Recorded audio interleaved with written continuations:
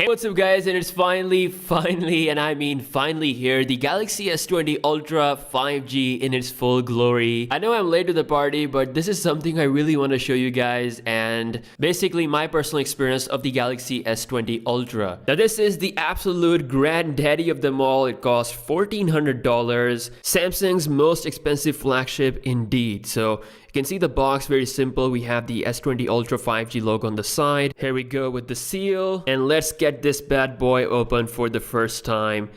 Damn, look at that beauty sitting right on top. So first up, we have the screen care card. This means that if I break my Galaxy S20 Ultra, Samsung will fix it for about $200, so this is pretty good. Then comes this mini box, and we have this SIM ejecting tool on the back of it. And opening this one up, obviously most likely it's going to be a clear case, so you can see really good material made just for the Galaxy S20 Ultra, proper cutout and everything. And it's very important to use the case with it. I mean, it's such an expensive device. Then comes the quick start guide. Now time to get this beauty out of the box. We have this little sticker that you can grab and pull it out. Okay, here we go. Damn. Okay, first up, this is a heavy boy. I can definitely feel the weight of it. Absolute monster of a camera bump there, obviously for a good reason. I mean, I don't care about the looks. I want this to perform, and it looks really nice. Long before the launch of this phone, I knew which color I wanted to go for, which is the all black look.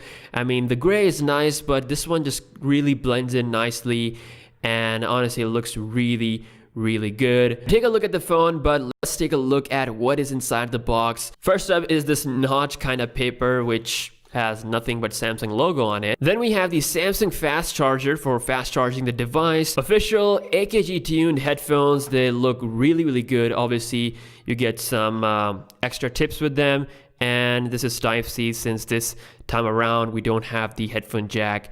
And yeah, they're gonna sound really good. And then finally we have the USB Type-C cable for charging the phone and for data transfer, so this is really high quality as well. Very nice experience indeed. Let's go ahead and pull the plastic out of the phone. I was gonna remove the plastic from the front as well, but turns out this is actually a screen protector, so I'm just gonna leave that on. And let's do the first boot up. Galaxy S20 Ultra 5G. This is my first flagship 5G device. So I mean, I had the Galaxy A90 that was more of a upper high level mid-range device. I mean, it wasn't really top notch flagship device, but this is my first one. All right, so I am done with the setup. Just quickly wanted to get through all of that and give you guys the full look at the actual quick experience. And right off the bat, this phone looks incredible. The software, the feel, everything, it just makes you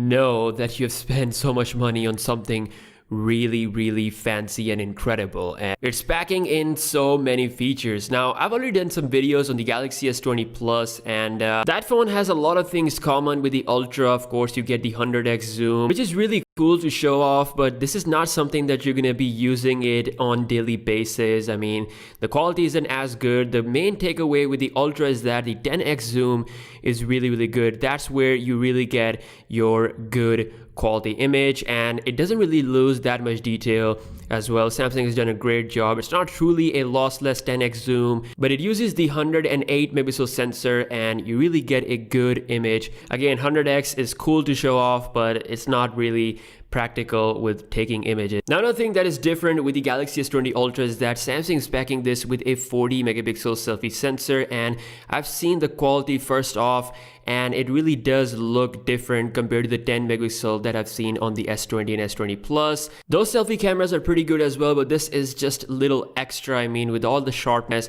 you really get a lot of detail in your selfies, and of course you can record 4K video as well with the front camera and 8K with the back camera. Now by default, the Galaxy S20 Ultra comes with 60Hz mode selected, so first thing you want to do is go to 120Hz option, because if you're not going to use this phone at 120Hz, then there's absolutely no reason for you to like buy this phone. I mean, this is one of the most prime features of these new Galaxy S20 models and something that I'm going to be using every single day. And compared to 60 Hz, it's just so smooth. It's completely worth using this. I mean, I know it's going to take a hit on battery life, but this one is packing 5000 mAh battery cell, and I'm going to be doing the battery drain test up next, so make sure to stay tuned for that. But regardless how the battery will be, I'd still be rocking the 120 Hz refresh rate. Now, other than that, it's rocking the Exynos 990 chipset. I've already tested out its speed. It's actually really good. I'll try to get my hands on the Qualcomm version if I can to test out the differences, but yeah, this is actually pretty enough for everything that you need to do on your phone. And yeah, I'm just loving the Galaxy S20 Ultra, especially in this all black color. I will be posting my full review of the S20 Ultra in the coming videos, and let me know your thoughts.